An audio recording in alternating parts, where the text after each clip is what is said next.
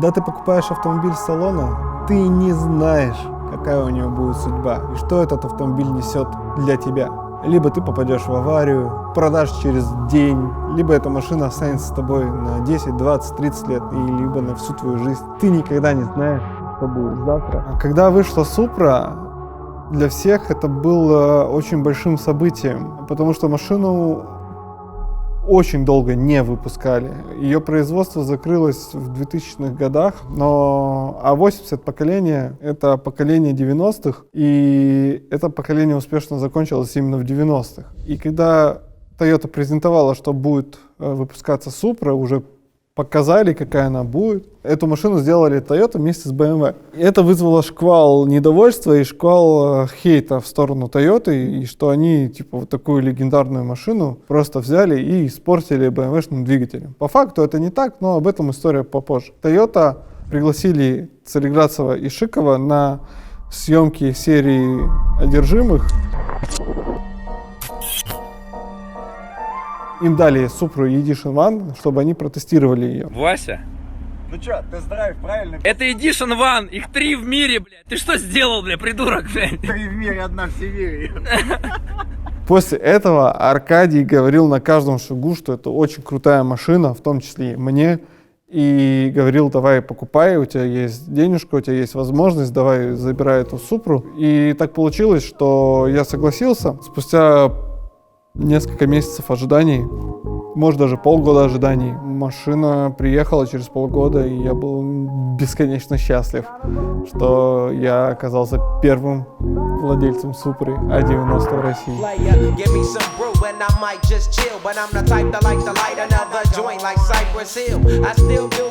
Первые эмоции от Supra, когда я был в автосалоне, я начал придираться к всяким разным царапинам, потому что весь кузов был какой-то исцарапанный, к зазорам и так далее и тому подобное. Видно было, что Toyota. После того, как я сел и проехался первые метры, я понял, что до этого я не испытывал таких ощущений прикольных и необычных. Все смотрели на эту Supra, все. Она была первой, она была единственной. Никто никогда не видел эту машину именно вживую. И, блин, это были офигенные, классные чувства. И я хочу эти чувства снова испытать, поэтому я купил Nissan Fairlady Z, и это первая Nissan Fairlady Z в России. И мы будем также идти по такой же идеологии, как мы построили Supra. Также будет с Nissan Fairlady Z.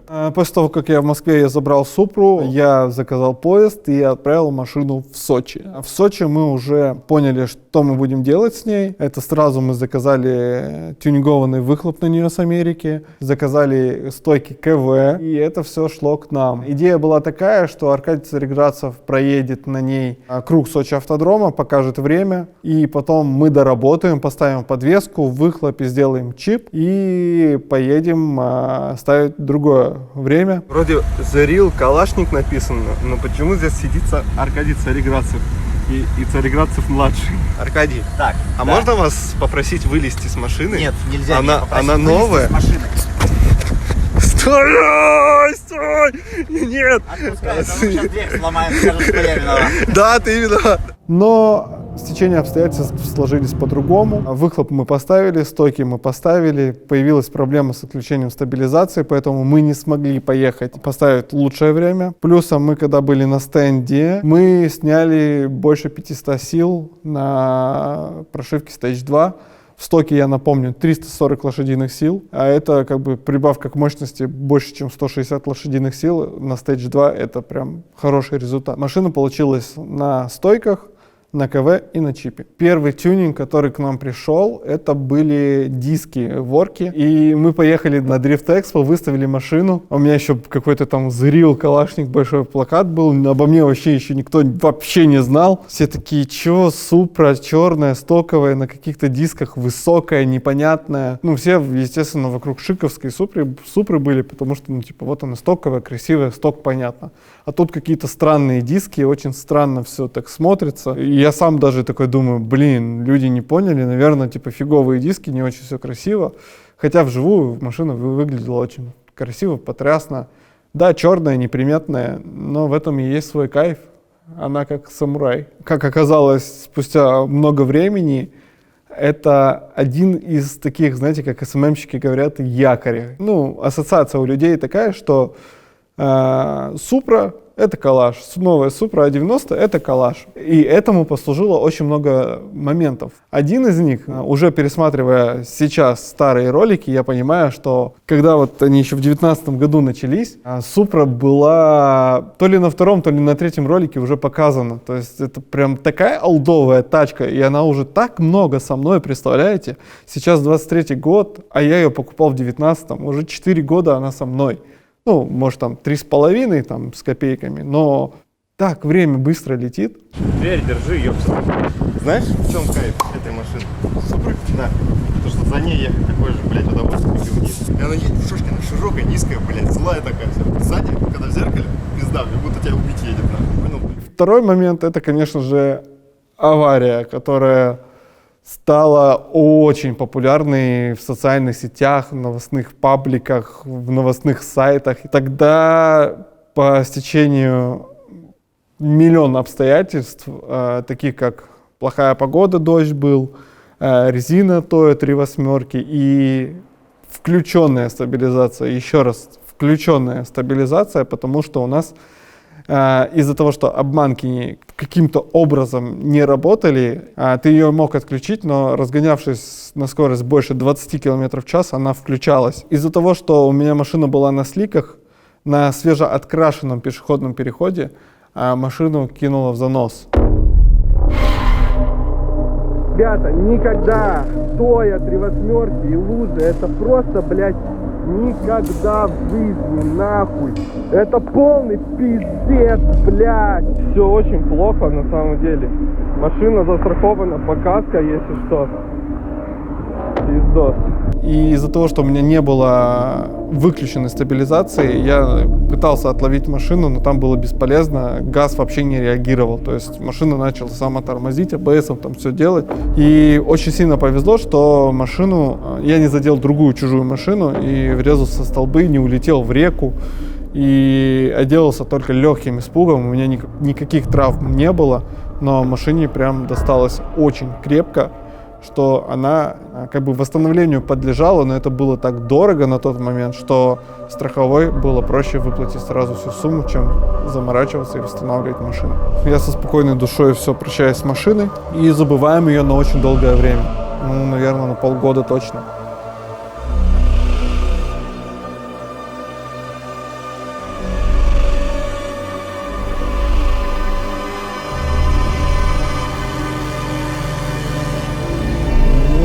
Вот она. Ну что, друзья, приехал я забирать свою Супру. По дешевке не получилось забрать ее, зато она целая практически. Я во сне даже не мог такое представить, что когда я проснусь, находясь в Москве по работе, мне начнут мои подписчики скидывать ссылку на Авито, что смотри, вот она, машина твоя продается. Машина запускается, ездит, есть скрытые повреждения, но факт в том, что она была на ходу. Я в этот же день, спустя, пару часов уже находился у этой компании, которая реализовывала эту машину. Я был в шоке, что она действительно на ходу. Я, открыв даже бардачок, увидел свои наклейки «Сайтмастер», что был приятно удивлен. Я тогда понял, что я должен забирать эту машину. Этой машине нужно дать еще один шанс показать себя, потому что она просто не успела реализовать весь свой потенциал. Ну что, холодный пуск. Как громко. Дворнички работают, аварийка работает, чек на месте. Все как надо, все как у БМВ. О, даже у меня, оказывается, проекция есть. Класс. А послушайте этот звук. Блин, такие эмоции внутри испытываю. Интересно, получится ли сделать бернаут?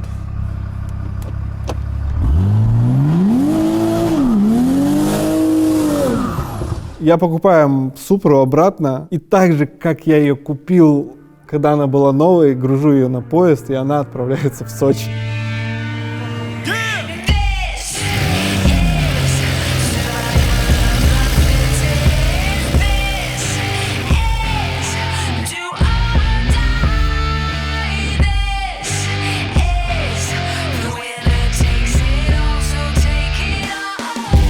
машина приезжает в Сочи, а мы смотрим на состояние дисков и понимаем, что их как-то выпрямили, там как-то, постучали так, чтобы они хоть просто как-то были и не спускали.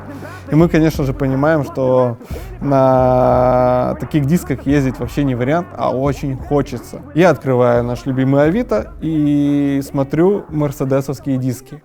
А знаете, почему мерседесовские? Потому что разболтовка у Супры 5112, как у Мерседеса. А что требуется поменять? Тормозные трубки заменить для безопасного передвижения на автомобиле. Ну и обслужить в любом случае. Нужно стабилизатор поменять. По идее, если выхлоп поставим, человек должен исчезнуть. Стойки поставим. Стойки поставим.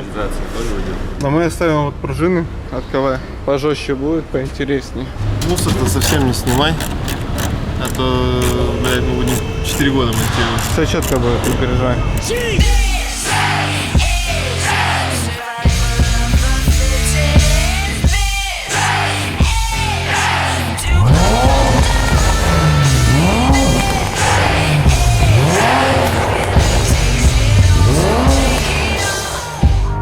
Есть план сегодня набухаться. Зачем?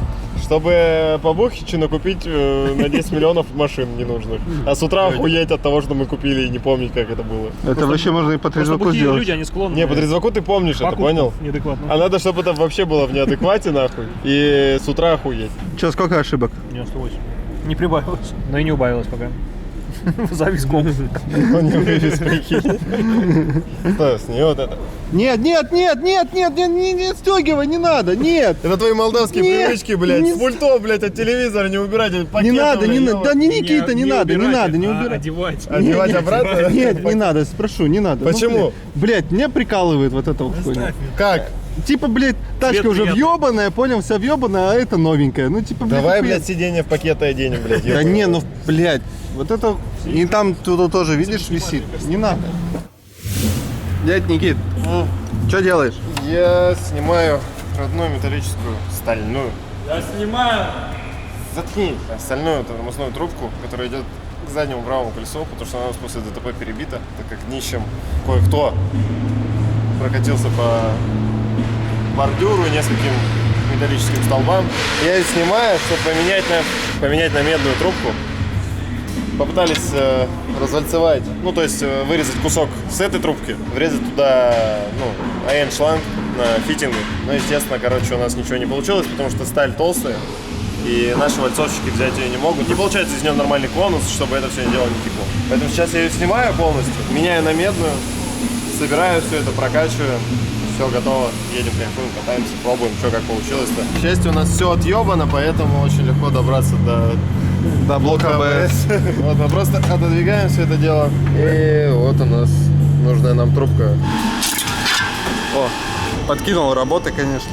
Подкинул ты сначала Супру на бордюр, а потом нам работает. Смотри, тут тормозов капает. А Блусе еще будет как Илюха. Брат, он самый любимый у нас. Он выглядит как серийный убийца. Он выглядит как будто древнего Илюха. Съезди за попить что-нибудь сушника. Я так и знал. И за чипиками, да? Не, чипсы нафиг. Чай холодный и водичка, если не сложно. О, есть задание. Короче, нужно съездить на заправку, купить водичку. Ну, вы поехали, ни у кого не спросили, что надо. Ну, так тоже не делается. Но я так и понял, что... Хорошо, давай я съезжу. Перекусить вкусное на твое усмотрение. Амаров, например, можно? А. Есть. Вот, Сыграл? кстати, нормальная вальцовка. Вот такая вальцовка должна быть, да? Это завод. Да, завод. 205. Чё? Что вы накупили, блядь? Ты сказал на заправку. Вы купили, блядь, всю заправку, что ли, ебаная? А мы сами охуели. Две пачки чипсов, так это две. И две, блядь, хот-доги, редбулы, Куда? чипсы, А Red Bull чипсы. зачем? А зачем? Ты будешь Red Bull? Никита будет Red Bull. Короче, ты не отдашь мне деньги, да? Дайте мне в рот, пожалуйста. Red Bull будешь? Нет. Блядь, я, получается, промахнулся, когда его приобрел. Я тут подумал, что более колхозного я ничего не делал, но потом вспомнил, что как-то года 4 назад у Вадчика была М3 с Японии, 36-я. Она была просто идеальная купе, ну прям не доебаться до нее, если честно. Она была просто девочкой. И я резал на ней крылья задние, чтобы въебать китайский felony форм, который был очень кривой, и я плакал в тот момент, потому что это был гиперколхоз. В основном по колхозу у нас Прима. Не. Прима любит болтов. Но на самом деле это выглядит ужасно. А, стяжки. Стяжки, медная трубка, ниссановский штуцер. Что еще нужно для Супры? Я думаю, ничего.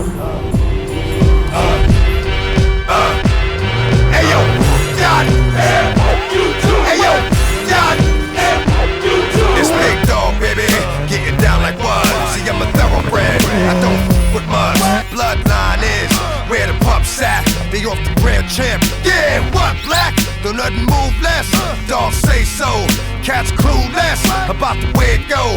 Off the chain, I got at least 3 kills. Even though my last album only did 3 mil, I still give them chills, cause they feel dog. I can't help what it is. It's real dog. You must have thought that it was a joke or something. Now you done f***ed around and got your man choked for frontin'. Now hold up, player, cause I don't play those games. And don't ask me, cause I don't say no names. See what I know I'm taking to the fucking grave. So keep knocking, cause you ain't getting the fucking thing. Come on, yeah. Hey yo, yeah. Hey yo, yeah. И выезжаем дрифтить на стоковой подвеске, потому что компания прошлая стоковую подвеску реализовала, и она как бы все работало, стаба отключалась, машина реально ехала боком.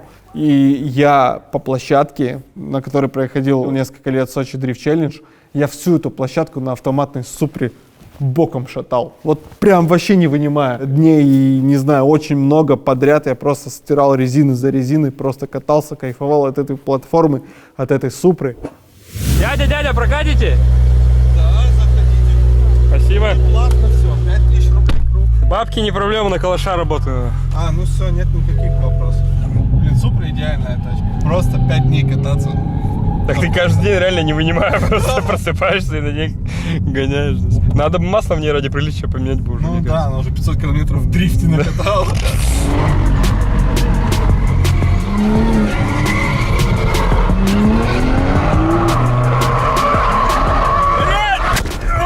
Сука, ёбаный рот. Подушки стрельнули.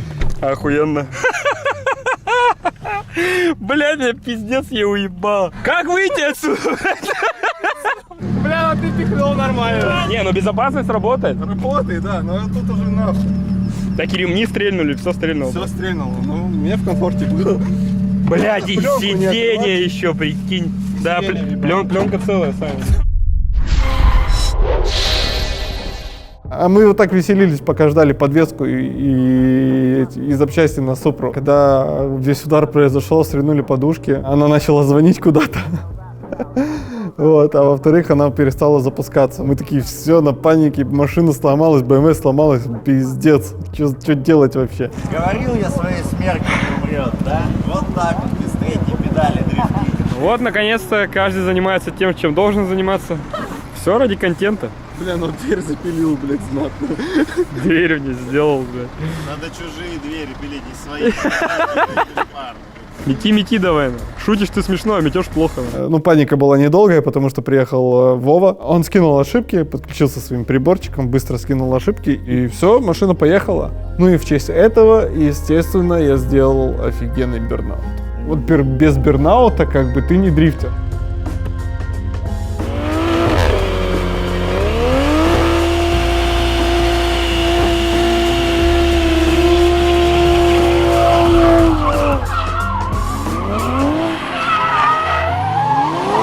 Наступает Новый год, машина еще не в обличии нормальной, и она еще на автомате. Мы хотели под Новый год поднять себе настроение, купили елку, обвесили гирляндами и ездили, не знаю, наверное, месяц или полтора с елкой на крыше. Это тоже был прикольный, веселый экспириенс.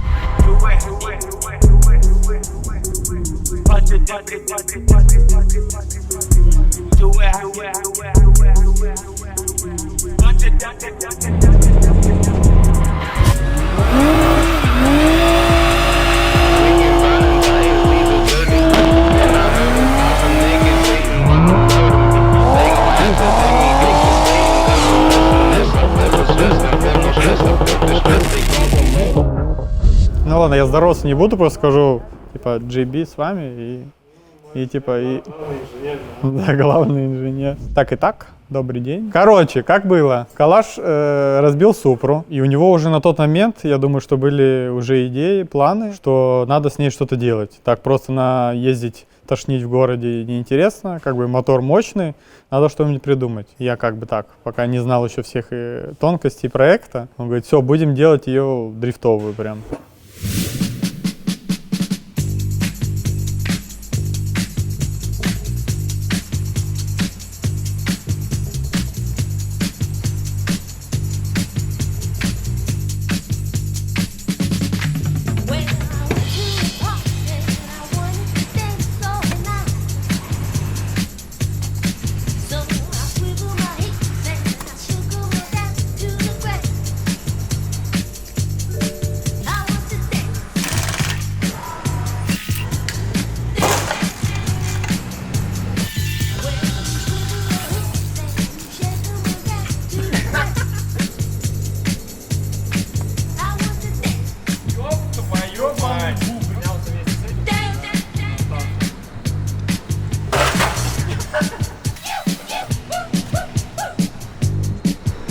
Хавать будешь?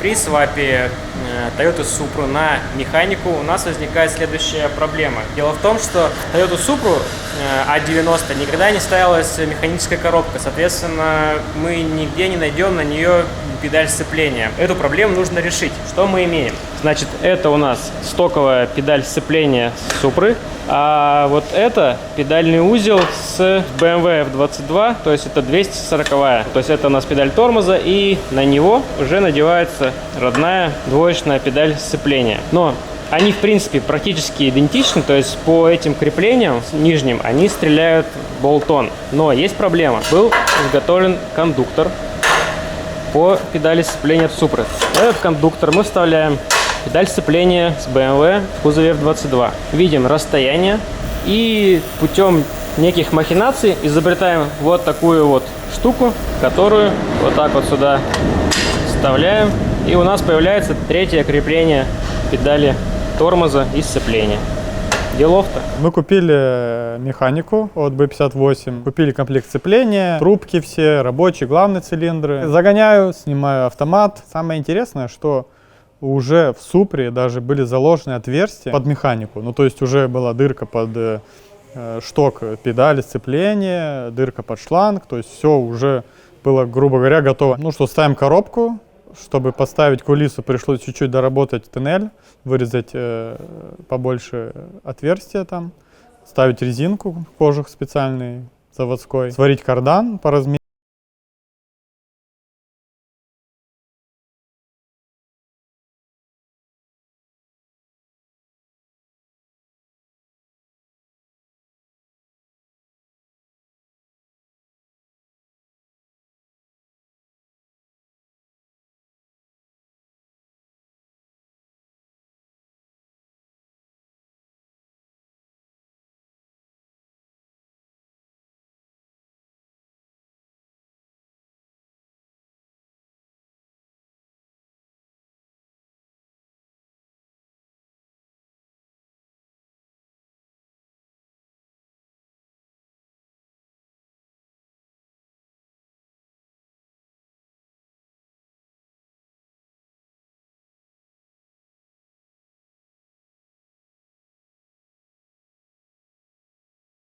Нет, дай я своими руками хоть что-то сделаю. Да погодите, блядь.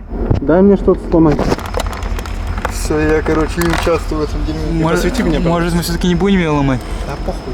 Саня делает все своими, блядь, руками. Бля, она сейчас развалится, я отвечаю. Не развалится, я миллион раз так делал. Если что, Саня, все запротоколировано, что ты сейчас сам ее сломаешь. Да. Можно я, пожалуйста, гляну? Прошу вас, люди. Глянешь проставку или это? Да я бы эту хуйню сниму тебе. Ну не получилось, не фрутануло. Это не тот инструмент, я застрял. Давай, ты вверх, я вниз, давай. Она развалится, да, блядь, погоди. Сейчас я все сделаю. Вот, если ты посмотришь вот с этой стороны, есть такое ощущение, что ее надо вверх поднять. Ага, прошло и 17 тысяч лет. А я додумался. Красный гоночный руль, все говорят хуйня, а я говорю, ну типа я же из Молдовы, у нас... ковши красный? Ковши красный, и руль красный. И трусы. И трусы красные. У нас в Молдове любят в BMW делать красный салон, красные вставки в салоне. Вот у меня черная BMW и будет красный руль. Конечно, смотря на это все, сложно сказать, что это пиздец как безопасно. Но я думаю, проходит. Согнулась жиговская проставка? Да, она наебнулась просто.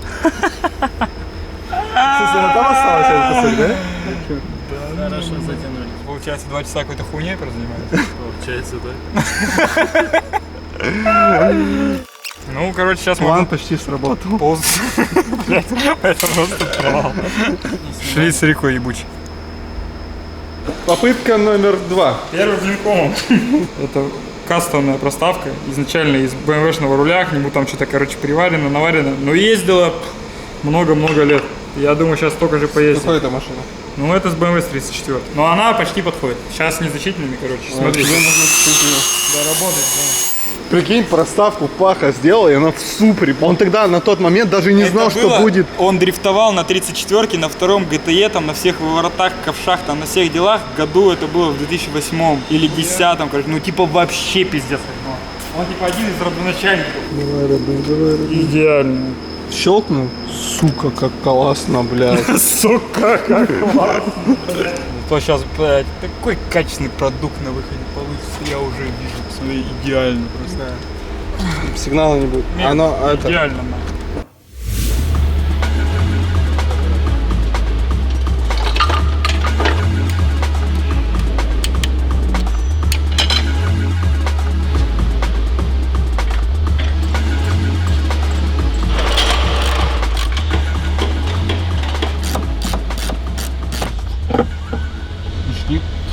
Короче, с калашом в тачке вместе будет сидеть 2 человека на постоянной основе. Один будет держать сиденье, а второй кулису. Только так. Длины руки хватает магнитолу крутить? Да. Нормально. Траверса от тройки BMW, естественно, не совсем подошла. Поэтому мы ее немного от нее отпилили. Потом немного к ней приварим. И она будет траверсой от Супры.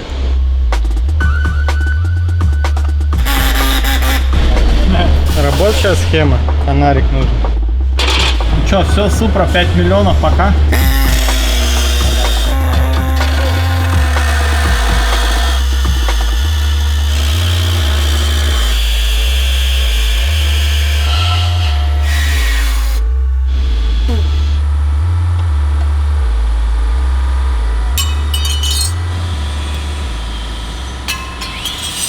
Как вы видите, коробка стоит на месте. Стоит она на BMW-шной траверсе, которую мы адаптировали под Супру. Чё? Как это? Также была сварена кулиса. Ее нам пришлось в одном месте удлинить, в другом месте укоротить. Ну и, соответственно, сам шифтер тоже пришлось удлинить. Ставится это все, ну, грубо говоря, вот так. И калаш там мешает передаче усиленно. Сейчас мы будем это все устанавливать. Макс! Здесь Супру. Чуть не умер, пока залазил. Макс! Чё тут, брат? Супру поломали мы, блядь.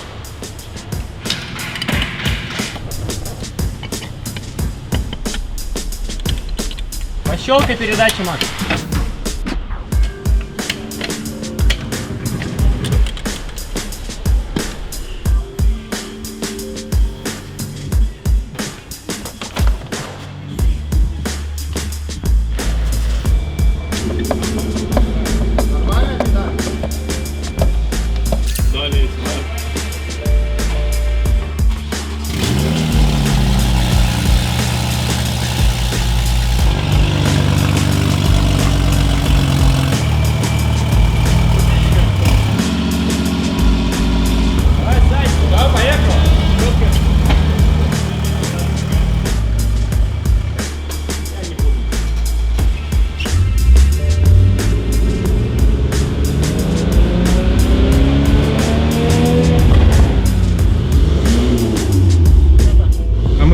Первый раз машину, и мы столкнулись с тем, что она ограничила мощность. И из-за того, что машина не понимает, что с ней происходит, в каком она состоянии сейчас находится. Она, во-первых, сейчас подвешена. Возможно, если мы сейчас ее шифтер подключим и будет маркинг позиции, то она поймет, что все в порядке, в принципе. Ошибки скинь. В общем, у нас сейчас 18 ошибок. Стояночный тормоз вот отказал. Сбой привода. Вот это основная ошибка, которая меня очень сильно смущает. Движение, возможно, стабилизация ограничена. Это вот тоже меня смущает. Сейчас мы чистим ошибки, пробуем заново все запустить. Крайний вариант, это надо будет грузить тогда от B58 мозги именно от 340 бэхи, прошивку на механике, чтобы она не требовала автоматическую коробку передач. 160. 160 ошибок? Да. Бьем рекорды, в прошлый раз 99 было.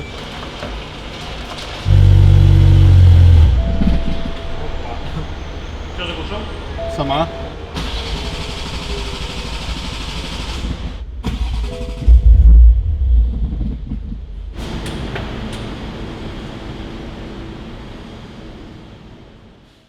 В итоге мы нашли какого-то немца, который нам скинул программу, он там сам сделал эту программу, отшил нам коробку, обучил ее под механику, и все, у нас работает великолепно. Перед тем, как начинать свапать механику, мы ее в сток, насколько я помню, зашили.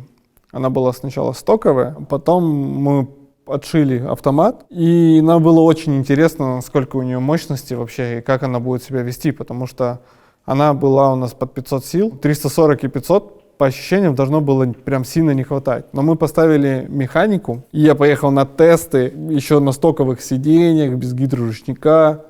Но я понял, что малышка телегу-то везет, мощности-то хватает. В дым просто стирает. Походу там какой-то получился хороший баланс главной пары, что машина очень сильно сбалансированная получилась. Короче, кайф бешеный.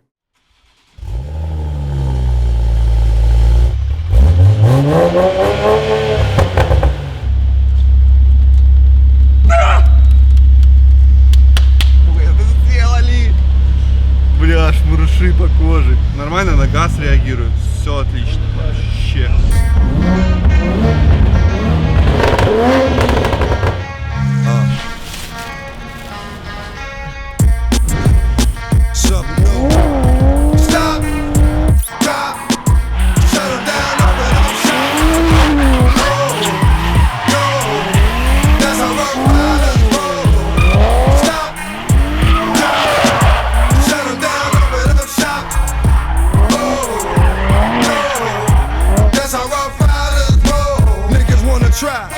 Niggas wanna lie, then niggas wonder why. Niggas wanna die, all I know is pain. All I feel is rain. How can I maintain with that shit on my brain? I resort to violence, my niggas moving silence. Like you don't know what our style is. New York niggas the wildest, my niggas is with it. You want it, come and get it. Took it, then we split it. You fucking right, we did it. What the fuck you gon' do when we run up on you? Fucking with the wrong crew, don't know what we gon' do. I'ma have to show niggas. Просто, блядь, смотри, что творит. И вот первые тесты, она выехала, и что же вы думаете, что случилось, что Калаш умеет делать? Он, конечно же, на ней сломал сцепление, ну, грубо говоря, в первый день выезда. В первый бернаут, сцепление двухмассовый маховик, все разлетелось, и мы стали думать, что, ну, что можно туда поставить. И мы заказали сцепление двухдисковая керамика Clutch Masters. А потому что не было, по-моему, других каких-то готовых решений. У RC, по-моему, не делали сцепление на этот мотор. Либо оно было как-то баснословных денег, потому что все американцы, ну, за рубежом, все ставят вот Clutch Masters, как бы популярное там на корветы, на все эти машины.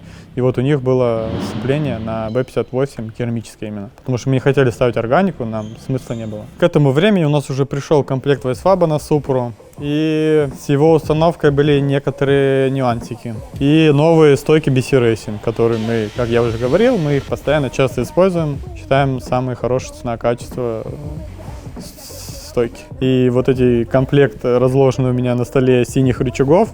И я такой, так, это надо как-то установить. Ну и начал устанавливать, примерять. Первое, что после удара у нас чуть-чуть подрамник алюминиевый был загнут. Пришлось его немного постучать. Передние рычаги встали. Идея была какова, что мы должны установить Вайсфаб, грубо говоря, в заводскую Супру. То есть у нас не должны колеса торчать на метр с каждой стороны. У нас должны быть все вровень варкам по передним крыльям. Поэтому нам нужно было регулировать параметры так, чтобы все это встало. И вот пришлось доработать передний кронштейн вайсвабовский, чуть-чуть отпилить его, по-моему, на 2 сантиметра. Я решил не оставлять тяги рулевые, которые идут в комплекте, такие длинные, потому что у них есть свойство при каком-то малейшем контакте, они сразу гнутся. И я оставил тяги на рейке супровские, померил и выточил переходники с супровских тяг на наконечник вайсваба. Отдали токарю, он нам выточил, и все, сейчас стоит, работает, ничего не гнет, все прекрасно. Ну, с передней вроде бы все более-менее, разобрались, а осталась же еще задняя подвеска. А вот задние сильные вопросики, и вайсваб рекомендует, а не то, что рекомендует, то есть это прям требует, что надо нам устанавливать и привода 92-е, и, по-моему, редуктор 92-й, и ступицы 92-е, и все рычаги, ну, короче, все вокруг, все надо ставить от Е92. Мы так посчитали, зашли, посмотрели, сколько это все стоит, и калаш такой, нафиг он нужен, просто Ваня подошел к этому моменту, и такой, давайте просто сварим и регулируем рычаги для того, чтобы выставлять схождение и развал, и все, как бы для дрифта, для выставления параметров больше регулируемых рычагов не нужно. Нам не нужно было двигать ни базу, ни наклонять ось, потому что эксцентриков было нам мало явно. И мы просто с Ваней сварили такие же грубо рычаги, как мы варим на 3/6, просто ставки, сгонки и все. Потом мы купили ступицы 92-е, потому что супровские туда не подходили. И сразу отдали и разболтовку поменяли на 514-3, на ниссановскую, чтобы вставали ниссановские диски. Еще, я вспомнил, был нюансик про установку передних суппортов тормозных на вайсваб. Вайсваб вкладывает переходную пластинку такую под установку тормозов. То есть там можно установить 92-е тормоза, либо, по идее, супровские. Но проблема была в том, что супровские тормоза, вот эти огромные ладошки, туда не помещались, там упирался болт. И мне пришлось немного болгарочкой, дремелем все это подточить, чтобы поместился у нас суппорт, в нужном месте расположился относительно ступицы, тормозного диска. Поэтому пришлось там подточить, шайбочки подложить, чтобы работали тормоза. То есть я не знаю, как они, если они продают комплект вайсваба на супру, а он туда не встает. Но поставили, так скажем.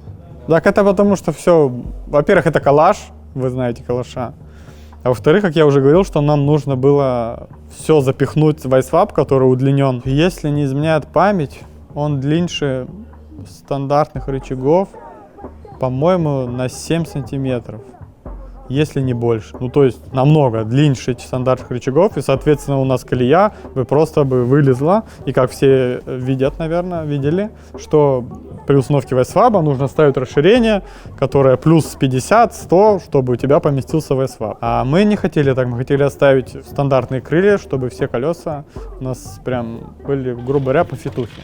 И вот поэтому мы начали долгий поиск колес, точнее их параметров, которые нам нужны, вымеряли там. Оказалось, что у нас стоит на складе Rocket Boss синий, на нем стоят ТЕшки в нужных нам параметрах, и мы такие, давай попробуем. Примеряем, и все прекрасно стреляет, и эти колеса вы сейчас видите на Супре, которые нам подошли идеально. Самое больше всего, что мне понравилось, когда я установил вайсваб, все, механическая коробка, у нас все рычаги регулируемые, спереди вайсваб, колеса, все, диски у нас по параметрам, все отлично. Завожу, запускаю. В том старом боксе там было неудобно, когда выезжаешь с подъемника, надо очень резко выкручивать руль, сразу выезжать, потому что прямо ты упрешься в лестницу на второй этаж. Во-первых, на Супре стоит электрорейка, и она очень короткая, у нее очень мало оборотов. Когда я выезжал с подъемника первый раз, поворачиваю вот так руль, как обычно на машине, я делаю вот так полоборота, и у меня уже колеса вот так в локе стоят, и машина уже назад не едет, потому что у меня выворота уже, на вайсвабе, вот так. Я такой, блядь, что делать?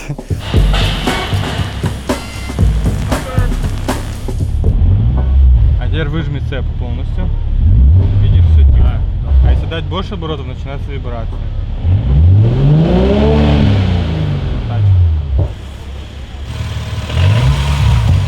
Но мы думали, что коробка, хотя она была новая, Думали, блин, что такое, я снимал коробку, смотрел, может выжимной шумит, может что-то с подшипником в колене. Насколько мы узнали, правдива эта информация или нет, но на этих моторах, на B58 с механической коробкой передач, которая там у нас сейчас стоит, там всегда, ну на механике, соответственно, стоит двухмассовый маховик, который гасит все колебания.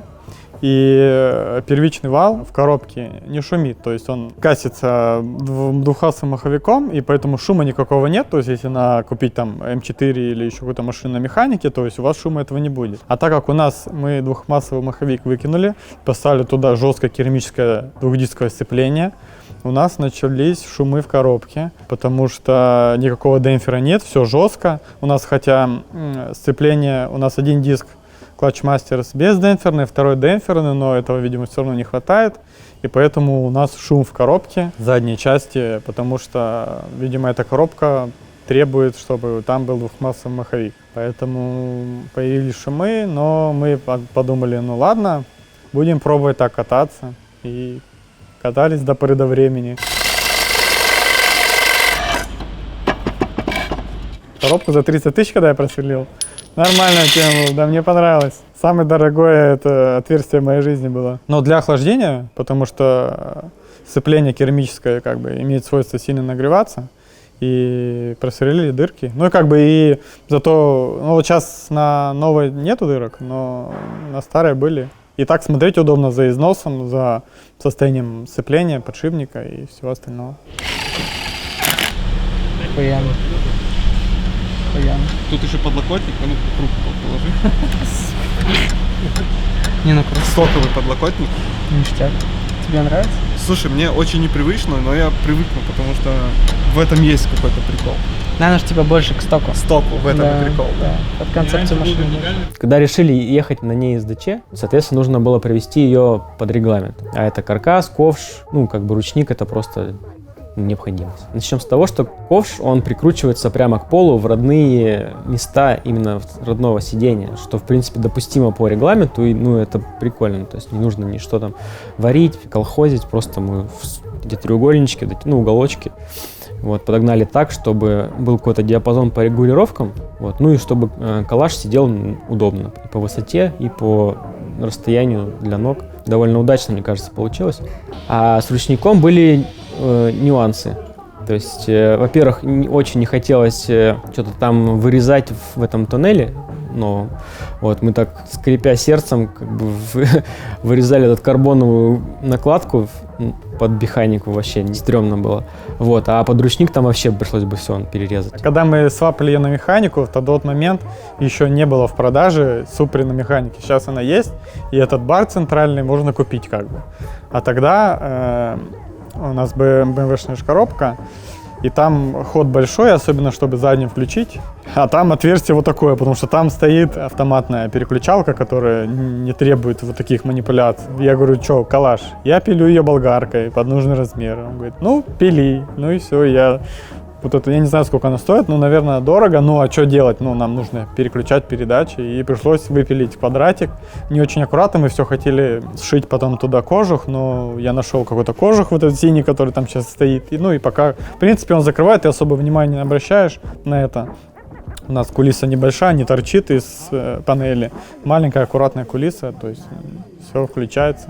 Вот, поэтому было принято решение изготовить кронштейн ручника на сиденье. То есть, что он как бы помимо этого еще на пол зафиксирован. С этим ручником было очень много как бы моментов, то есть мы там скупили все ручники, какие были вот так вот доступны, то есть от китайских до каких-то супер брендовых, вот, там, кастомных, все скупили и давай их там примерять, ну вот там остановились на конкретном каком-то ручнике и уже его подгоняли как бы. Ну и просто посмотрели, что места вроде как хватает, что именно как бы вот на кронштейн самого ковша его можно зафиксировать, вот, и он получается без каких-то там деструктивных действий по отношению к салону автомобиля был установлен. Это прикольно. Ну, то есть единственное, что мы там, это вот когда заводили трубки, то есть там просверлили отверстия. Не учли то, что ручник тугой немного, и когда дергаешь ручник, это крепление немного гнется. Но мы его опять сняли, усилили, сделали там косынки для усиления, и сейчас вот стоит у нас, получается, ручник с целым баром, с целым сиденьем, с целым ковром. ну, калушу удобно. Получилось так, что мы, ничего не портя, установили ручник. Как бы, может, под регламент это не особо подходит, но у нас 3 тачка. То есть мы его в любой момент можем просто открутить, перекрутить другой ручник или просто снять, трубки заглушить и, ну, как бы поставить стоковое сиденье, и все, стоковая машина. Мы с ней ничего не пилили, ничего не приваривали, ничего не делали. Да, кидай магистрали, будем проверять. Да, прям охуенно вообще, блядь. Очень странно. Ни одной, блядь, Супры не пострадало, блядь. Нихуя, ни ковер, ничего. Это топчик просто. Мы поставили вайсвап, все, выехали и поехали на развал. И все, калаш говорит, все, хочу уже дрифтить, хочу тестить. И капот дерни. Твой рот, блядь. Семен, ты это снял? Бля, дверь теперь красит.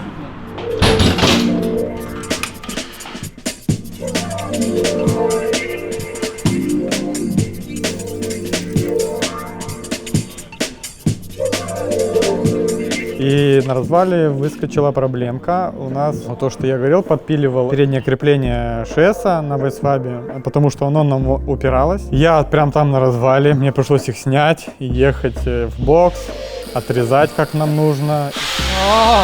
Что горит, блядь. И наваривал усиление. Потому что эти крепления заводские, которые идут с вайсвабом, они там просто на точке вот так поставлены. То есть там идет втулка резьбовая и вот эти 2 уха, которые крепятся уже, соответственно, к ШС. Я думаю, ну, может, это на этой версии или нам попалось, так не знаю. Ну, не буду ничего говорить плохого, но вот так оказалось. Мне пришлось отпилить 2 сантиметра от этой втулки резьбовой, чтобы больше закрутить рычаг. И наварил усиление, и все, и приехали опять на развал, все поставили, и вроде бы попали. Но когда ты закажешь BC Racing, вообще у них можно указать, какие тебе нужны жесткости пружины. А, видимо, мы просто купили первый попавшийся комплект, ну, грубо говоря, вот нам нужно на Супру стойки BC-шки, все, давайте им высылайте. И вот они нам выслали, они кладут очень мягкие пружины на морду, а Супра как бы такая большая, широкая, мотор спереди, как бы тяжелый, и они оказались слишком мягкие для нас, и при вывороте колеса, ну, на кочках у нас просто из-за того, что она низкая, цепляла обарку, и я просто поменял на пружины пожестче, поставили, и все. И сейчас повезем на тесты вторую машину, в которой, я надеюсь, Косяков не вылезет, но это все, конечно, надежды и мечты, понимая, сколько переделок с этой машиной было совершено и насколько это вообще все неизведанная платформа для дрифта, будучи в стоке. Я имею в виду моторы и тому подобное. УР, косяки по-любому вылезут, но надеюсь, что хотя бы незначительные. Финальные тут подготовки происходят. А ты, Паха, в багажнике поедешь? Будешь каркас держать, чтобы не улетел? А там вот с этой диагонали что-то уже болты там повываливались. Я прикручу, ничего не вывалится. А, ты его сейчас еще полностью прикручивать будешь? Да, да. Ну тут 2 болта закрутил.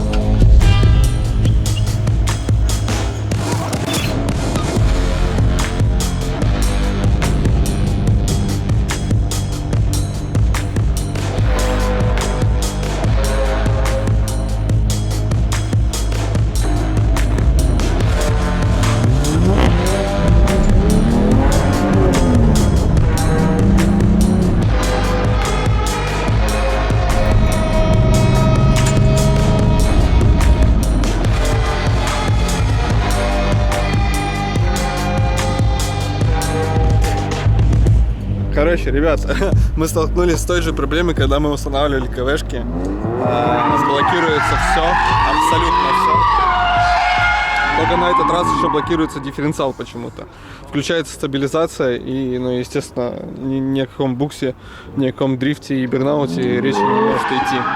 На сток-стойках такой проблемы не было, на КВшках были обманки, но они не сработали, к сожалению. Но сейчас стойки BC, и там вообще никаких обманок не было и быть не может. Блин, но Супра палится очень круто, низкая. Кайф. Нам сейчас нужно отшивать все запросы. Ну, типа, надо сделать так, чтобы машина не требовала информацию от стоек и не препятствовала нам дрифту. К сожалению, такая ситуация произошла. Зря прилетел. Но ручник, кстати, работает. Половина блоков уже нету на машине, куча ошибок. И вот она впадала в аварию и не давала машине как бы дрифтить. Возникла мысль, что, возможно, это из-за стоек.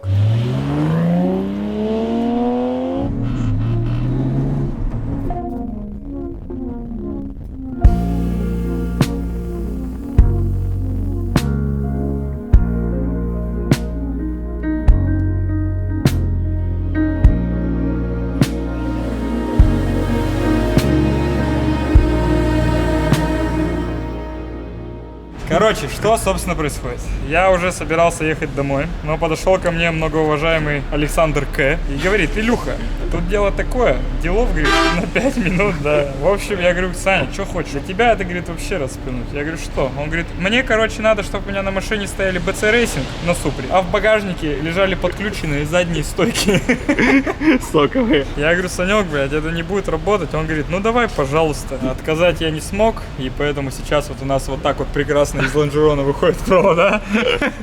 Идут в багажник. Но это все вот так привяжется, конечно. Делайте ставки, пока я тут все это буду крутить. Вы будете 2 часа смотреть, как я скручиваю 4 провода. Илья, ты меня прости, но ты знаешь мою мотивацию как бы. Какую? Ну, то, что мне завтра улетать, я хочу, типа, если все хорошо, все-таки бахнуть на ней. Что не сделаешь ради молдавских пареньков, блин? Ну, я понимаю, что это вероятность, то, что это сработает, 1%. Ну, я же должен попытаться. При помощи твоей помощи. При помощи твоей помощи. Если эта идея сработает, то что? Будет топчик, ты говорил? Ну, блядь, конечно, будет топчик. Ну вот, мы уже спускаем машину. Вообще и лично все сделали. Сейчас будет момент истины.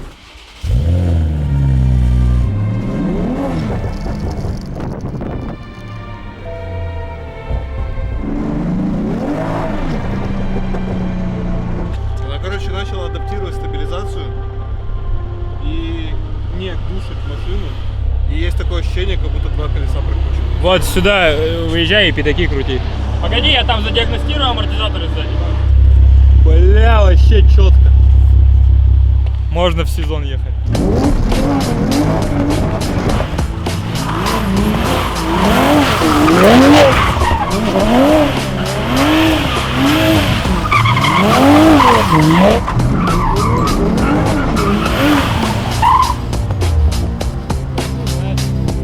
Сейчас как будто бы работает. Она, короче, ограничила стабу, понял? Вырубила полностью. Типа работает? Типа да. Даже дым пиздец. Вантохин Лаурель хуярь!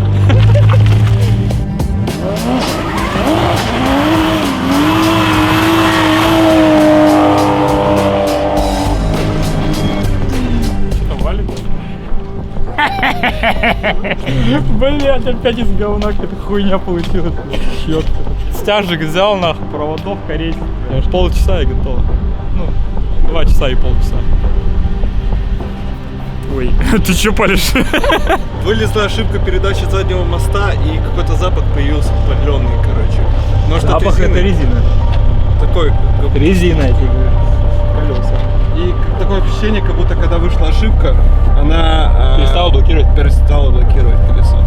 Но я там с ручника, понял? Типа, надо еще раз попробовать. Давай вот там еще пятачок, но только недолгий.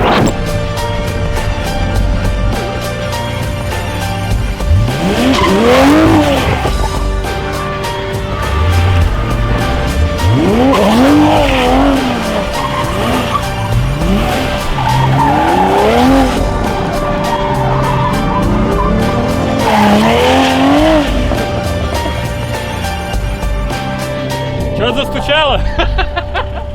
Пиздец! Все, давай в бок, хороший едет. Слушай, ну вот с блокировкой есть вопрос. Так они и будут, я говорил об этом еще на планерке 2 месяца назад. Что-то хуйня. Электрическая блокировка, какой дрифт, вы чё, блядь? Все, ты довольна? Недовольно. Верни мне паспорт, я домой хочу. Сейчас Вова переедет. Пусть скинет ошибки. Дымит очень знатно. Хотя тут 340 лошадиных сил. На крайний случай вот так стойки оставим, так и поедем как бы. Чек горит, все как положено. Странно. Очень странные и смешанные чувства. Но завтра по-любому будем тестить. Это будет завтра, а у вас завтра настанет вот так.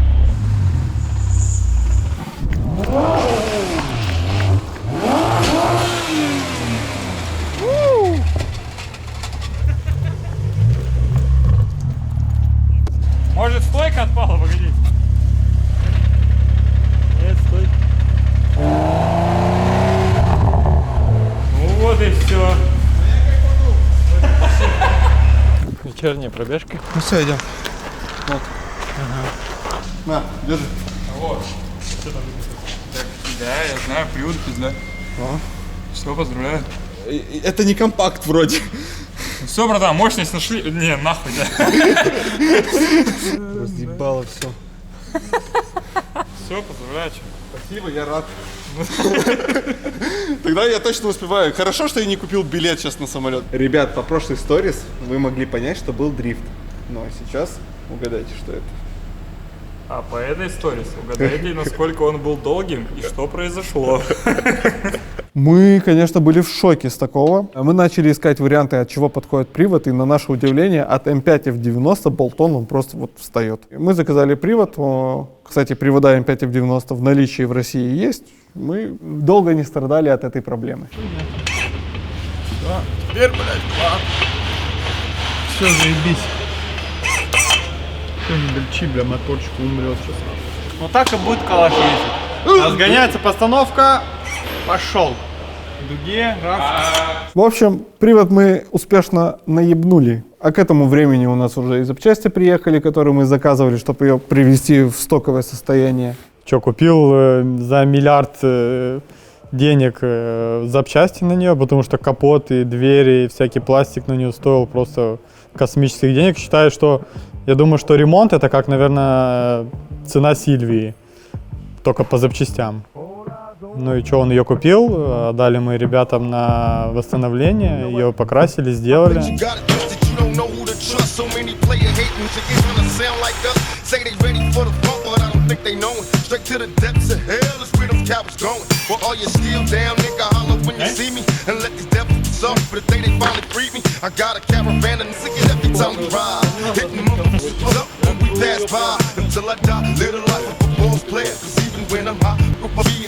Later, the future's in my eyes. Cause all I want is cash and things. A 5 double low, bands want flashy brains.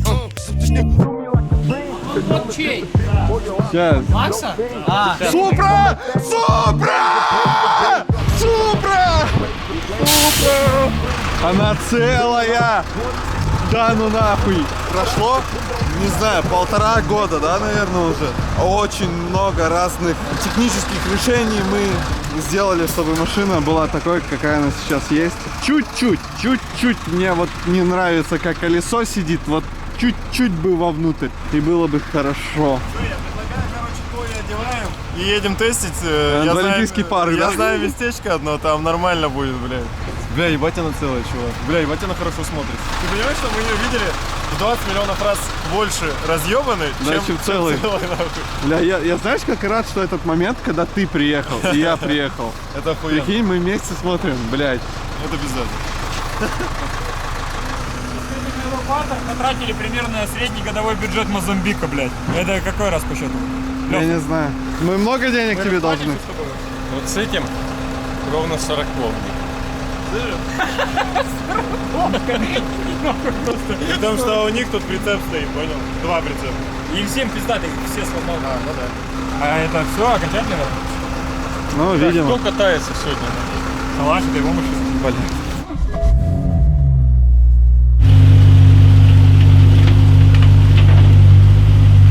Ну, привода у нас тут, естественно, нет, и она не двигается. Охуеть. Но одноглазая пока. Розжига нет. А? Розжига. А, блока нет? Да. Ну вот отсюда. Да, это пиздец. И это то, что я хотел. Когда ее покупал в салоне? Нет. Лёх, что думаешь, если ты еще пару дней повозишь как раз сейчас машину, и мы потом тебе просто машину какую-нибудь дадим и все. В натуре. Вот 12-ку забирай. А мне из Жига надо? Мы будем должны еще 35 получается. Да. На первый этап СДЧ я не успеваю на ней поехать. Ну ничего страшного. Пленочка, там пленочка, везде пленочка. Дверь, смотрите, закрывается легко. Что скажешь, пап? Я скажу, что там с выхлопом какая-то беда. Да. Он не зацепил, Он- я его не зацепил. А, да? Тогда ладно. Да, надо будет это вот по твоей части сделать все хорошо. Такое ощущение, как будто здесь огнетушителем бахнули. Да. Я в ахуе, ребят. Спасибо большое, что вы впряглись. Неожиданно все цело. Нормально. Неожиданно все целое и разъебался он.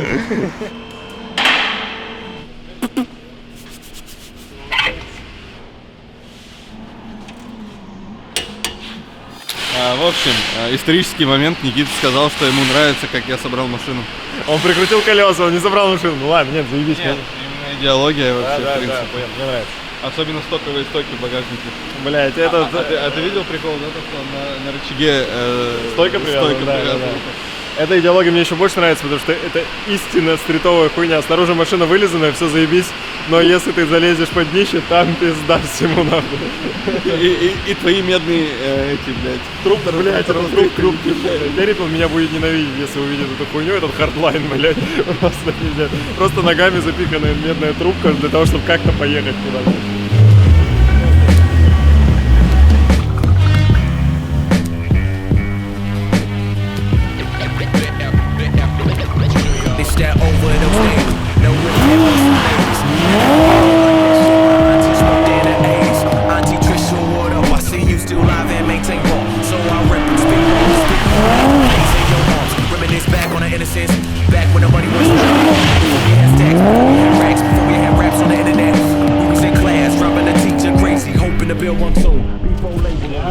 Капот открой. Не, здесь багажники, блядь. Что-то замкнуло нахуй. Провода нагрелись. Все, жду. Скидывайте клемму. Все. Оторви его от клеммы. Ну, блокировка работала? Да, охуенно. Я думал, ты так настолько рад, что навалит, ты кричишь, бля, тачка, пожар. Да не, она замкнула, задымела мне в нос. Так я думаю, что, бля, Если чё, короче, это все придумал я. Серьезно? А объясни, что за изобретение такое? Короче, система такая. Блядь, дай сюда. Придумал он. Дай пахом, блядь, домой хочется. Если вкратце, из электронной блокировки, которая типа сервоприводом, делаем вручную с помощью трещотки. Надежно? Короче, что мы сделали? Это моторчик, который управляет преднатягом блокировки. Он у нас благополучно сгорел, так как мы просто подали плюс-минус для первых тестов. Что мы сделали? Мы просто отрезали корпус, вырезали 2 круга, приварили его, 1 круг к корпусу, второй круг приварили прямо на якорь. И сюда приварили от сломанной головки заднюю часть, куда можно вставлять трещотку. Ставили, пометили 0, крутим вот так трещоткой до совпадания с нашей закладной гайкой. И все, вкручиваем болт, и у нас 100% блокировка. Мы сейчас попробуем так, а потом, возможно, чуть-чуть переделаем, переварим, чтобы было несколько вариаций. Сейчас вот ставим, попробуем первый раз, как это будет работать вообще. Очень интересно.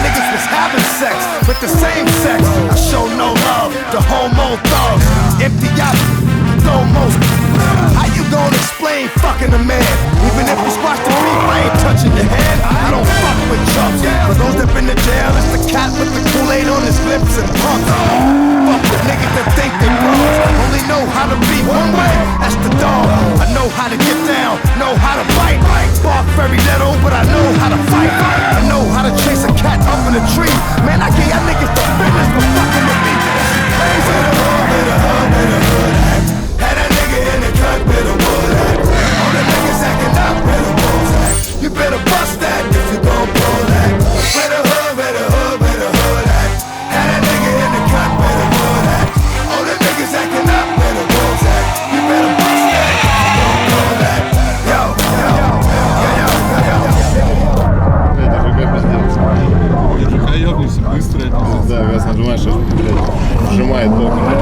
Блять, охуенно. Ну, короче, ее место в стриту и на капсыне, понял? Да, можно чисто, понял, типа по приколу заехать на тренировку. Да. Бля, ну ебать, ну крутой чувак. Короче, схождение спереди я развел. Ну, ладно, подвеской займемся, блин. Да, это, блядь, только выехал. Ну, охуенно. Я вот тут рассказываю и вспоминаю, что у нас был период, когда мы были без Никиты.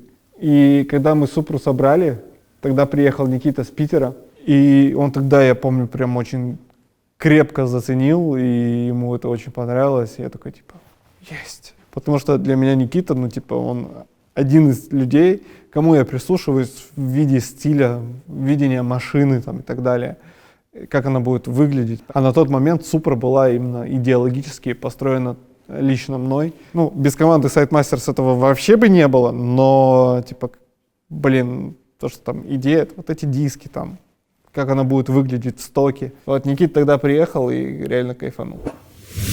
Санечек, ну рассказывай. Да ты псих. Ну серьезно, если бы мне надо было тачку какую-то красивую, мощную, и на которой можно бочком прохватить где-то там в свободный день, я бы, наверное, что-нибудь подобное строил. Реально круто. То есть то, что вы на базе стоковой тачки сделали такую интересную машину, надо прокатиться. Я думаю, будет такая возможность. Я крайний раз, когда ее видел, вы как раз занимались установкой там паба и всего остального, Да. и там еще не было похоже, что тачка готова. И даже не было похоже, что все получится. Каким было бы круто, если бы у большего количества людей была возможность такие тачки построить. Согласен, это было намного круто. Прежде чем мы пройдем... да? На механке? Да. Прикольно. Да, мне не сильно нравится. Не сильно нравится, что? Сильно нравится. А супер. сильно? Георгий, не против, если для нашего канала мы твое мнение как бы... Слушай, я тебе хочу сказать, проект максимально эксклюзивный. Дрифтовая Супра на палке, это что-то. На родном моторе и на вайсвабе. На родном моторе, и не буду говорить вслух.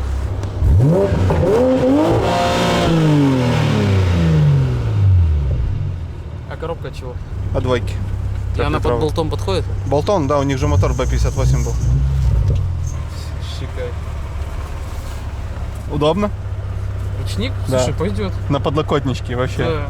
Он в ходу еще, ну, порезче схватывает. Кайф. Ну на такой тачке можно по городу ездить. просто. Вообще спокойно. Вообще спокойно. В пробках не сильно, потому что керамика, ну, нога начинает уже. А так по серпантинам поездить. Один оборот. Ты сейчас посмотри, какой выворот.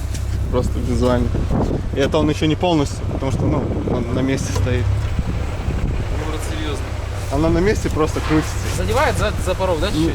Нет, только когда нагрузки, да, чуть-чуть шкрябает, но это вообще ничего страшного. Это наоборот добавляет больше какого-то, знаешь, спецэффектов. А так представь, у меня вот стоковая машина, мы же ничего не вырезали по пластику, только вот расширили там, где коробка устанавливается, а гидроручник к ковшу прикрутили. То есть мы даже ничего не резали вообще. Ну, я тебя поздравляю Спасибо. за такой крутой проект. Первая коцка, это вот в бампер бахнул. Это я запускал машину, она была в передаче и уехала вперед. Ага. У нас пробило там стол, короче, всю эту историю. Хорошо, что СР на кантователе был. Короче, она в него уперлась. Да, вторая история, это вот то, что у меня колесо вырвалось. Чё ты, в выходной день, кайф, да? Шинил себе спокойно. Просто выезжал? Здорово. Просто выехал. Бля, хорошо, что не на скорости. Да. Есть одна проблема, дверь водительская не открывается. Дверь не открывается? Да. Представь, что ты на Формуле 1, у тебя пит-стоп просто. Вон, ТС оторвала нахуй. Ну, слушай, калаш, бля, может ее это... Сжечь? На Авито? Пока целая, бля. Да, в натуре. Разберем. Знаешь, бывает не твоя машина. Что-то неладное. А мне знаешь что? Постоянно Чепа пишет: продай Супру, продай Супру. Отличный вариант. И что, ты думаешь, эта проблема будет постоянно Надо возникать? как-то усиливать, заваривать. Когда у тебя случился пиздец, ты перелазишь через пассажирскую дверь на водительскую, снимаешь обувь, чтобы ничего не запачкать. И тебе становится холодно, потому что нужно еще с пацанами пообщаться. Но ты включаешь печку в ноги, и тебе охуенно.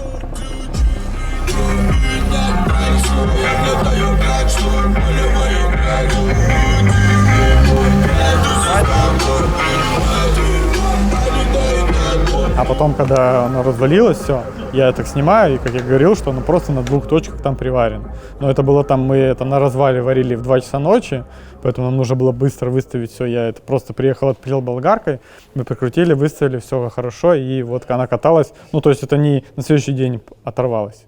Оно через какое-то время от нагрузок, от большого выворота заварил, усилил, и все сейчас вообще прям все ездит. Ну вот тут немножко я с паркинга выезжал, задел машину, ну, соседскую. Ну, потому что криво поставили. Быстро подобновил ты.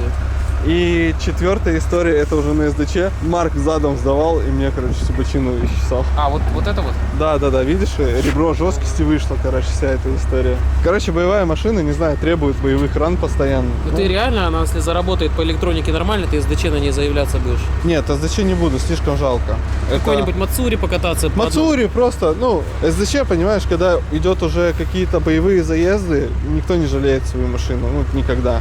А так чисто по приколу, по фану, там, в Услабинск поехать. Сейчас площадка закрыта, я бы всю площадку, ну, как бы тестировал, катался бы, кайфовал. А из-за того, что автодром закрыт, ну, негде просто. Сейчас ее беречь надо, такие машины сейчас все сложнее и сложнее. Ну, купить. вот сейчас, да.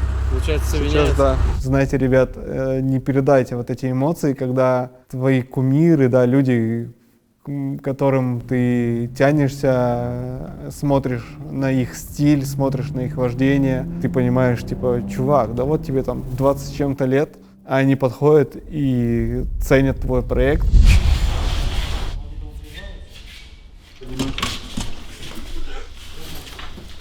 Что, вкратце сможешь рассказать, что тебе надо сделать? Мне нужно вот этот датчик вытащить с амортизатора. Для чего?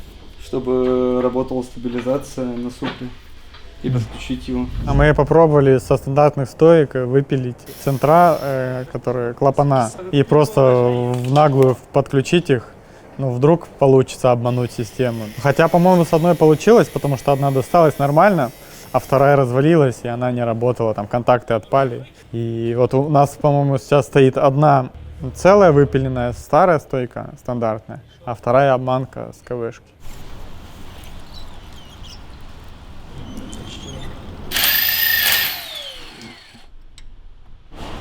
Короче, мы максимальные дураки. И ты слабо сказал. Подожди, блядь, еще не все. Ну и да, еще не факт, но, блядь... Не, Сёма это вставит, если, ну, проблема решится. Если не решится, тоже это вставь, потому что она не решилась. Короче, мы распилили живые стойки от Супры, чтобы датчик, ну не знаю, датчик это клапан, короче, какой-то там вставить. Но в процессе вот этого распила выяснилось, что там есть еще один датчик, который отвечает как раз за стабилизацию, там всю штуку, в общем, за ту систему, которая нам делала мозги. И на новых стойках, BC-шки, там, КВшки, есть даже кронштейн под этот датчик, который просто нужно перекрутить со старой стоечки, прикрутить на новую стоечку, воткнуть туда разъемчик, и все. И сейчас мы берем, прикручиваем обратно, возвращаем переколхоженную проводку, подключаем эти фишечки, и, не знаю, процентов на 95, я лично уверен, что это все решит нашу проблему. Но если не решится, у нас там есть, видел, ты там подснял, да? Франкенштейна. Мы туда это дело запердолим. И, может быть, это поможет.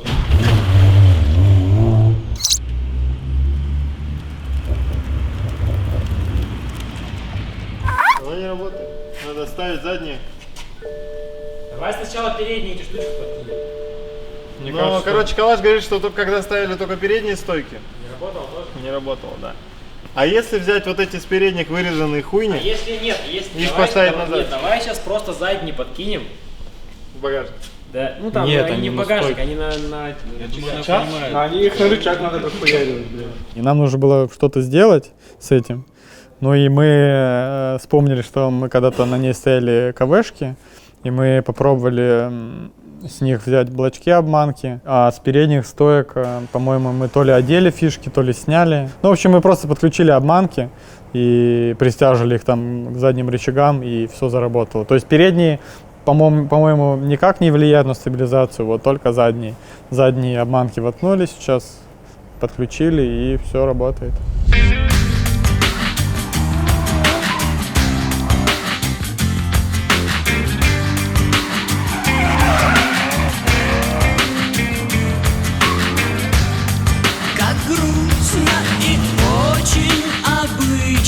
Все вышло.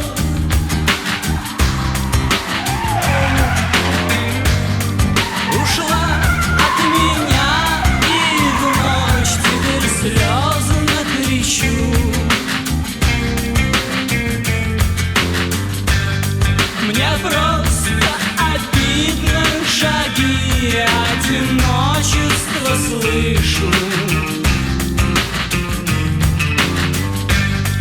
И страшно подумать, и вряд ли я жизнь доживу.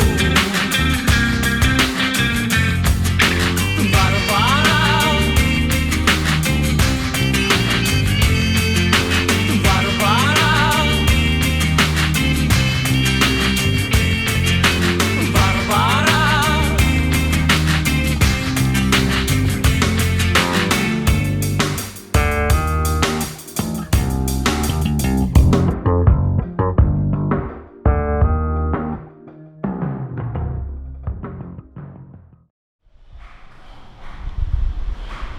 Итак, после первых нормальных тестов у нас отрыгнул подвесной.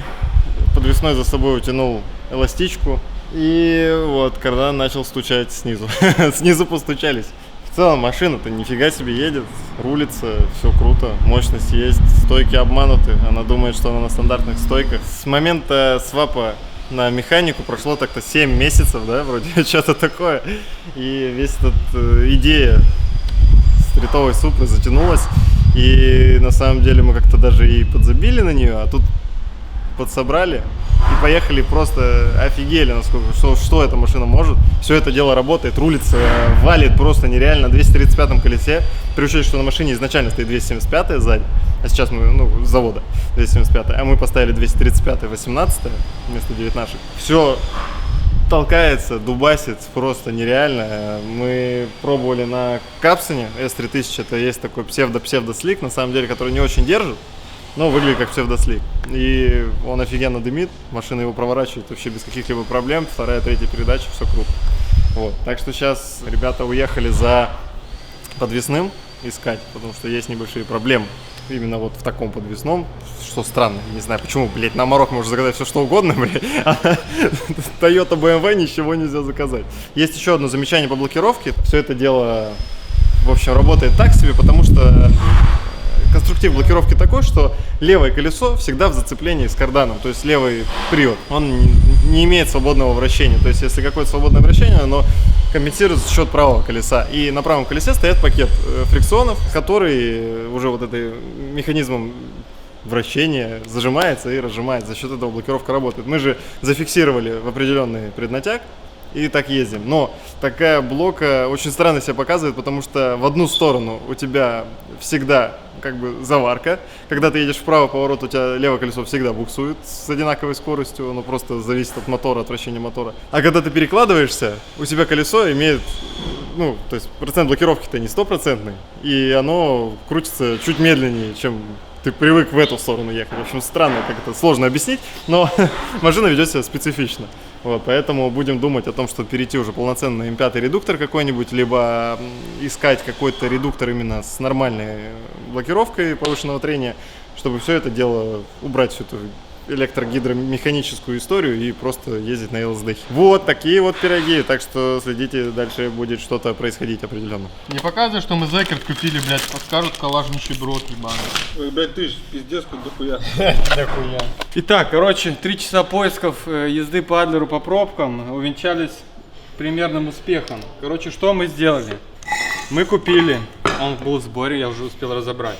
Это кардан от BMW F10. У них точно такой же подвесной подшипник по размерам, по всему, но у них... Мы, блядь, видео записываем, ёбаный в рот. Я сейчас не могу. Мы... Видео, вот, отлично. Все. Вьюр, да? Отлично, да.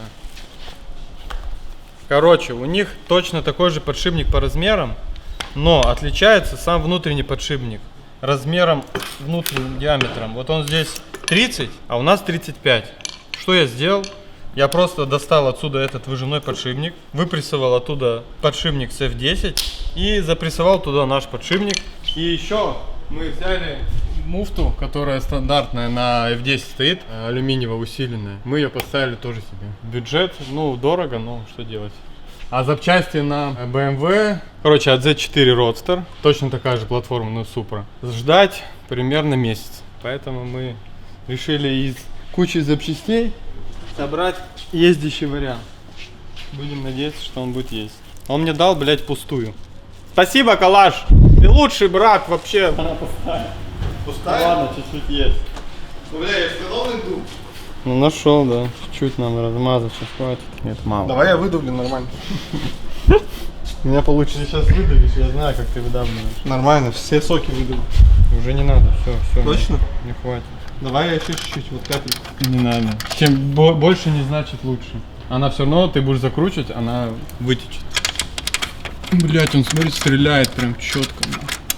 Ну то, что был шум в коробке, он, как говорится, стук все равно вылезет наружу, и вот этот шум вылез наружу, ездя на керамическом сцеплении, и с коробкой, которая, как мы полагаем, предназначена только для двухмассового маховика, и не таких прям супер жестких активных клатчей и эксплуатации, у нас просто срезало зубья на третьей передаче, и все, коробка приказала долго жить. Но мы уже поступили по-умному, мы не стали покупать новую коробку за 300 тысяч, мы просто купили на Авито, по-моему, за 30 тысяч рублей, коробку с B58, и все поставили, она просто болтон, все точно то же самое, поставили, и все ездит.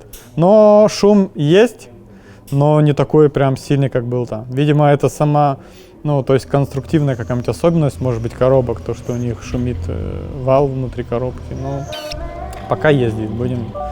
Попросили Калаша понежнее немного.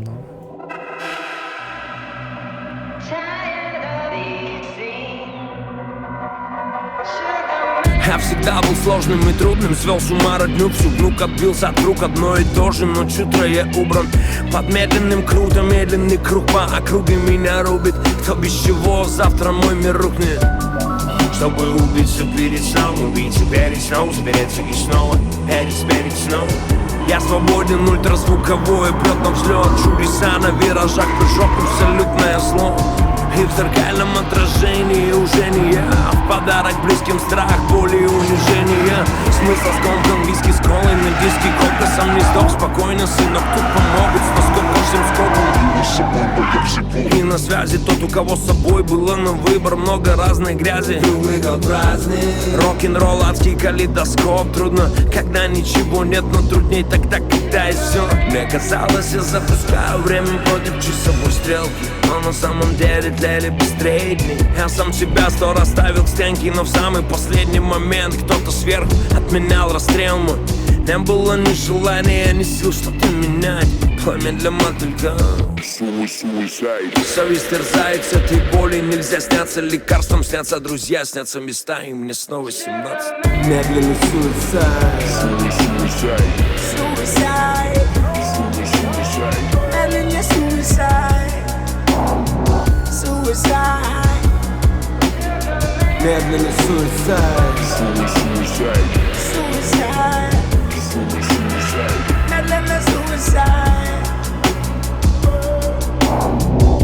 Я вспомнил, почему у нас машина не ехала на граунде. Короче, крышка, которая на охлаждение, она, надо было поменять. Мы вот поменяли крышку, и мощность появилась. На граунде было максимально круто. Блин, вайб людей охренеть какой классный, и я хочу, чтобы такие мероприятия проводились не только ежегодно, как Grounded, а еще там Drift Expo, на которых мы обязательно будем, Цунами Пикник, скорее всего, тоже будем, Grounded, естественно, будем, и много-много других каких-то фестивалей. Если получится, мы привезем Супру. Еще очень круто, я хочу поблагодарить людей, которые ездили на нашем Drift Toxin и покупали наш мерч. Вы вообще максимальные красавцы. Напоминаю, что сейчас происходит розыгрыш Сильвии S14. Можно купить набор Sidemasters, где входят толстовки, ремувки, футболки, и получить шанс выиграть Nissan Silvia S14. Номер указан в описании. И спустя, я не знаю уже сколько времени, я наконец-таки использовал эту машину по предназначению. Не только на стрит-дрифте, но и нам еще удалось покататься на Мацури. Ты пристегнулся, все как положено, шлем одел, и вокруг много-много стен. Блин, какой это кайф, мужики! И как машина смотрится именно на треке, в боком, валящая. Супер, просто огненно. Жалко, был дождь, но, блин, пацаны, даже в дождь она просто ебет видом. После встречи с тумбочкой Да, выглядит прикольно, мне нравится именно стоковый низкий вид, ну, то, что она низкая, в принципе, без каких-то там обвесов, вот, я уже отошел от этих, ну, вот раньше всем нравились какие-то обвесы, там вот это все жирное, широкое. Ну, короче, вот стоковый вид, просто она чуть пониже, чем, и это выглядит офигенно, она такая прям, такой утюг, и колеса ей идут. Мы их хотели вообще временно, эти, по-моему, колеса, ну, сколько я помню, просто поставить, чтобы так примерно прикинуть, что они ей идеально зашли, она на них как бы классно выглядит. Ну, вообще, в принципе, машина прикольная. Выхлопа у меня были проблемы, Колоколашева нахуй не оторвал. Вот. И привез ко мне гору этих вот погнутых деталей, говорит, надо что-то сделать. Что можно было выровнять, выровнял, вот, и остальное просто отрезали, то есть вот эти задние 2 банки просто убрали и все, потому что там они в мясо превратились. И чтобы он новый выхлоп не сносил, решили дальше новые не делать пока. Вот. Как научиться ездить нормально, сделал нормальный выхлоп. Хуйня полная. Хуйня полная. Мне не нравится. Потому что она заебала. Она постоянно чем-то отрыгивает, блядь. BMW же, блядь, постоянно ломается. Ну, честно, я думал, что у нас ничего не получится. Ну, потому что как бы я представлял себе, как стоит вейсвап на машине, что это вот такая широкая морда, что там куча блоков, она, ну, свежая машина, она умная. Сейчас начнутся проблемы с прошивкой. Вообще, ну, с установкой по механической части, так сказать, особых проблем не было. Но больше всего она нам делала и делает мозги до сих пор, так сказать. Это только по электрике. То ее отключает, то калаш ездит месяц, все это отлично, то она просто запускается, он включает, стабилизация опять не работает. Ну и вот у нас вот больше всего проблема, вот она слишком умная. А, еще была проблема. Я не знаю почему, но у нас потекла помпа на ней. И я вот только недавно ее поменял. Мы ждали ее откуда-то с других краев планеты. И вот она нам пришла, и мы решили, у нас просто потекла помпа. Ну, возможно, потому что после аварии мы все никак не могли поменять крышку решительного бачка. Ну, как бы закручивается, но она отломана на 2 части. Может быть, давление было либо сильное, оно не сбрасывалось. Ну, вот оно нашло слабое место, как я думаю. И она потекла у нас помпа через дренаж. Я там залепил на время, чтобы Супра могла передвигаться, но она все равно потекла, и вот я недавно поставил новую помпу. Ну, в целом все. Поэтому, ребята, если вы досмотрели до этого момента, вы большие красавцы, вы прям терпеливые, вам это все интересно было. Мне это очень приятно. Очень приятно, если вы сейчас подпишетесь на канал SideMasters, потому что мы делаем контент, у нас довольно-таки мало подписчиков. Поставите лайк и закинете этот ролик по всем чатикам, в которых вы сидите. По итогу получился очень хороший проект. Аналогов на данный момент, на сегодняшний день пока еще нет в России, не в России, а даже в мире. Но уже мне писал Адам LD, спрашивал, как мы это все реализовали. Владелец такой компании, как Street Hunter, тоже. Он купил Супру на механике с завода. Молдавская Супра, да, на красном салоне получилось, конечно. Я надеюсь, что вы кайфанули, вы почувствовали вайб SideMasters, вам прям максимально было интересно. С вами был Александр Калашник, вся команда SideMasters. Спасибо, что вы с нами. Вот самое главное, что я хочу вам сказать под конец. Никогда, Тоя, 3 восьмерки и дождь, никогда в жизни нахуй, блядь.